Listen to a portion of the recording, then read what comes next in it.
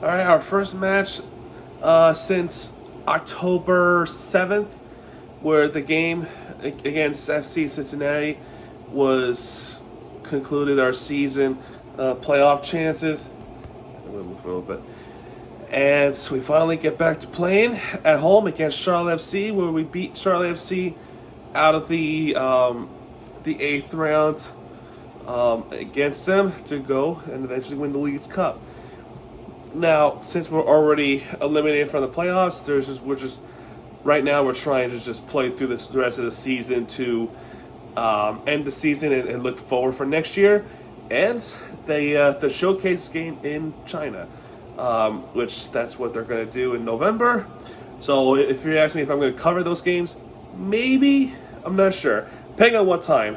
Depending on what time. But anyway, this game alone, we start off. Excuse me. We start off with Charlotte going on some kick, and that went nowhere. In the 5th minute, there was an attempt by Campana, left-footed from the outside of the box, misses wide to the right. That attempt was missed in the 5th minute. So there was definitely a chance there for Inter right there. And then not much else. There's been fouls there, fouls back and forth, and there was a free kick, but just like none of them were able to capitalize on anything. But then we go to the 16th minute.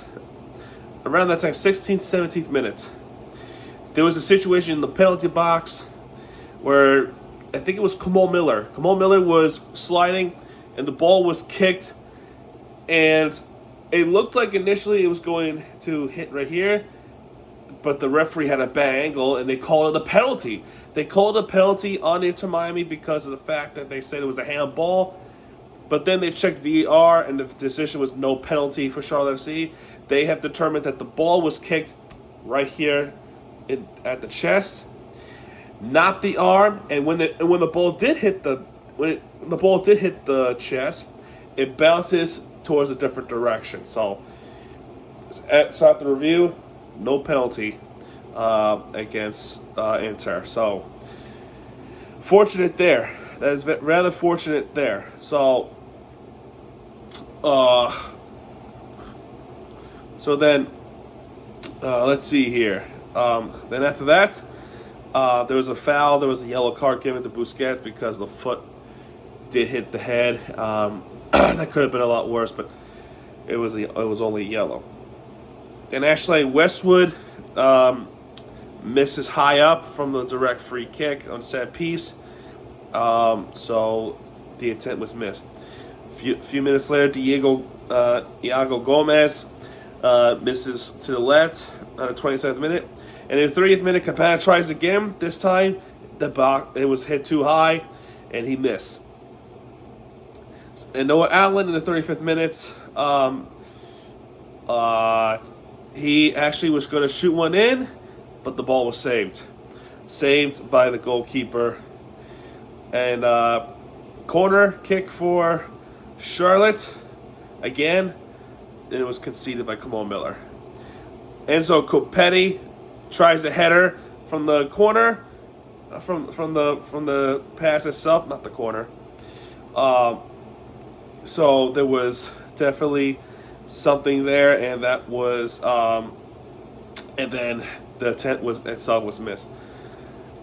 So there was a little bit of delay in the match. Delay was over, and in the 40th minute, there was in the 40th or the 41st minute, something happened. Campana on the attack, going towards the penalty box. He was on the move with the soccer ball, and he got taken down. What do you call that play when you're on the attack, you're about to have a scoring opportunity, and you've been brought down outside the penalty box or in the penalty box? If you guess denial of score opportunity, you would be right. Did that get called? No. They did not call denial of score opportunity. There was no red card. There's not even a yellow card. No cards at all. They did not say anything. They didn't even give it a further look. And they seemingly confirmed that the ball that there was no chance of denial score opportunity. I don't know, man. By rule, that's a denial score opportunity. The commenters knew it's a denial score opportunity. I knew it's a denial score opportunity. I think MLS fans know that's a denial score opportunity, but seemingly the referees did not think so. And what do you think happened a few minutes after that? Remember this. Remember this, right? We're playing spoiler. Charlotte trying to fight for the playoff spot. So what happens after that denial score opportunity did not happen? They score a goal. It's Enzo Copetti scoring a header from the center of the box from right corner, assisted by Kerwin Vargas with the cross. Goal Copetti from Charlotte. Callender did try to save it, but that ricocheted to the back of the net anyway. So, goal Charlotte FC, 1-0.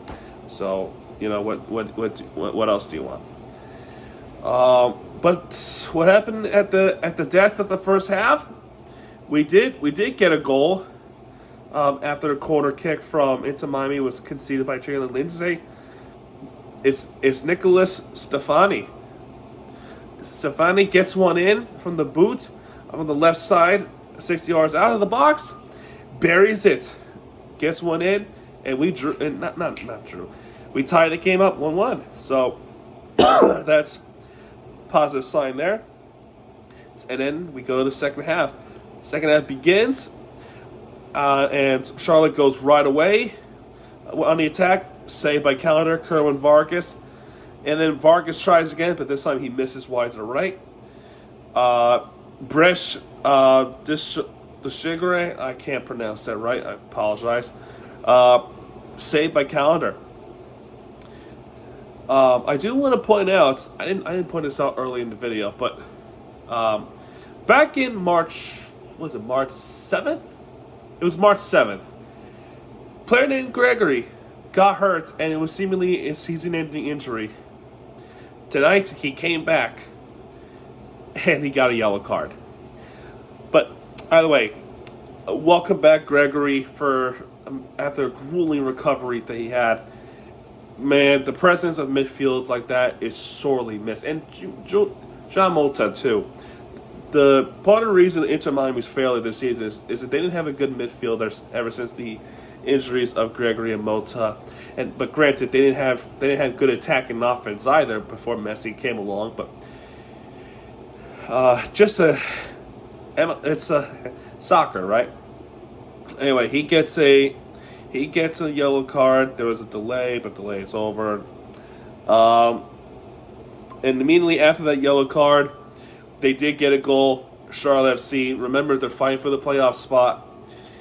Kerwin Vargas gets one in to the center. Assisted by Camille Holiak. I'm sorry if I get that wrong. By the way, Charlotte gets one back up, and they lead 2-1.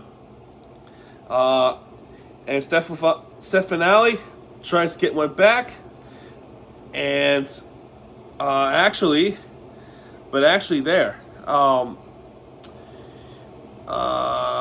No, that ball was saved. So big save there. He was all alone.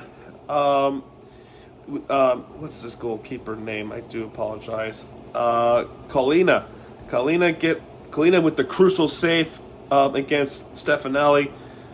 And after that 59th minute, Aviles tries to throw the ball, but they were obviously called offside. But in the 59th minute, I think I said this already, but Yedlin was called offside. I'm sorry, I totally got that twisted. Okay, here we go. Noah Allen, left side to the center. That ball was just great save by Colina as well. But then in the 59th minute, Aviles with a nice pass, but unfortunately that was called offside because Stefanelli was a little bit offside position. If that wasn't offside, that would have been 2-2 right there, but that was called offside. Just a headache right there. Just a headache right there. Substitutions, corner kick into Miami conceded.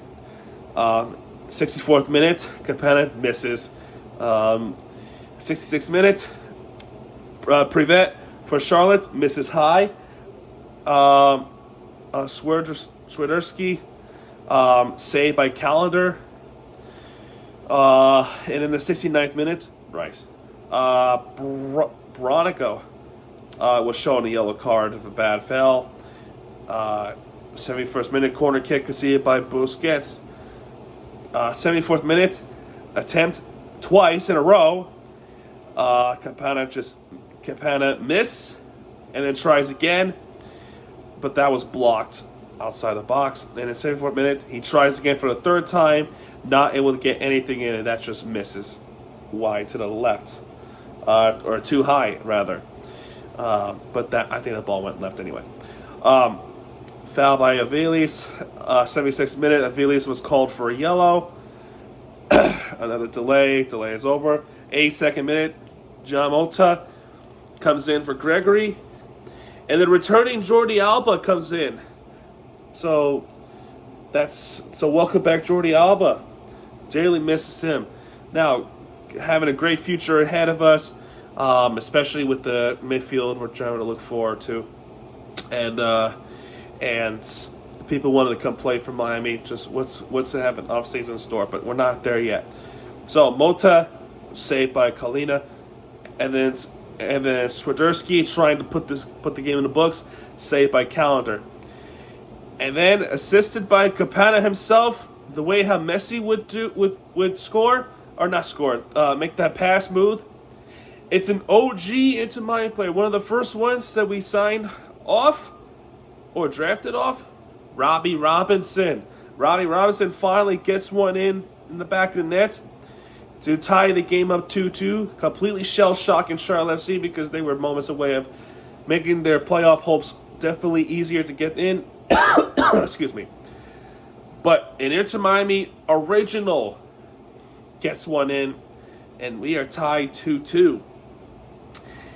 The rest of the game, I don't know why, but Charlotte FC did not seem to have an urgency in the rest of the game. I would thought that because they were fighting for the playoff spot, they would have some urgency. But Inter Miami acting like they're trying to continue to fight for the playoffs, even though the playoff hopes are just dead for a week and a half. It just feels weird to me. Excuse me. And then handball was called on Swiderski. Offside was called on Campana, or Robbie Robinson was called for offside. Campana tried to ball through. Attempt was missed by Gomez. Just hits it to the left. Then we have 6 minutes of stoppage time actually. The rest of the possession goes to Inter Miami. Charlotte not showing any urgency, not showing any fight to try to get 3 points, because Miami's going to steal a couple of points if they win this game. Which if they don't win this game, that's totally okay because we're done. But it will hurt Charlotte too, because if other teams like Chicago, which I'm still pissed off about, New York City FC, the Red Bull. Well, I don't know about New York City FC. I think they need some help as well. It's a tightly contested Eastern Conference. So the Red Bulls, Montreal, DC United, and Chicago Fire, they would need to lose in order for Charlotte to get back up to the playoff spot. And Charlotte needed to win here to not make that a possibility. But now, because they only got 1 point out of this, then they have to make it a possibility too. So that makes it even tougher. So 87-minute Gomez misses. I'm just shocked that they're not showing any urgency like Miami is. But either way. 92nd minute of stoppage, saved by Colina, by Robinson, that he almost got a second goal. And in the 93rd minute stoppage, shot was missed by Yedlin off a few yards out of the penalty box. That ball just went high up in the corner after the corner. So the rest, Miami tried to get one in, but they just keep turning the ball over. Same with Charlotte, and that's it. That's all it is. 2-2 is the final score. They drew it. As we look at the statistics, 57% possession compared to Charlotte with 43%. Shots on goal with Inter Miami making 2 of them compared to just 6 that Charlotte has. Shot attempts 16 compared to 10 that Charlotte has. 12 fouls compared to 11 that Charlotte has. 3 yellow cards for Inter Miami compared to for 1 that Charlotte has. Red cards, Charlotte should have had 1. I'm sorry, I'm not playing when I say this. Charlotte should have had 1 red card off the denial score opportunity. Corner kicks evens out 4. Saves, Calendar has 4. Colina has 5. So anyway, that's pretty much it. Charlotte needs to win to have a little bit of chance. And who do they play on Saturday on decision day? Into Miami. We go up to Charlotte FC in Charlotte, North Carolina, to finish off the season. And by the way, this game that happened tonight was the makeup game from August 20th, and you know what happened around that time, right? We won the Leagues Cup final, so that was the whole thing there. But we finished the season on Saturday, finally, against Charlotte FC in North Carolina this time. Charlotte trying to fight for the spot in front of 60,000 plus going into the stadium on Saturday. And, not to mention, Messi is probably going to play on Saturday as well. So there's a chance for that. And if Charlotte wins on Saturday, well, congrats. So both goalies tonight played pretty good. And who's going to be the better goalie on Saturday? Decision day into Miami, looking ahead of off season, looking ahead at that China trip, looking ahead at 2024 season, and looking ahead in CONCACAF Championship tournament coming up next season in 2024. So anyway, there you go. That's the recap of this game. If you have enjoyed this video, please hit the like button, subscribe for content, because Miami TVG has it back. And when he does, hit it right there with the inferior team you deserve. This is Miami TVG signing off, folks. Adios.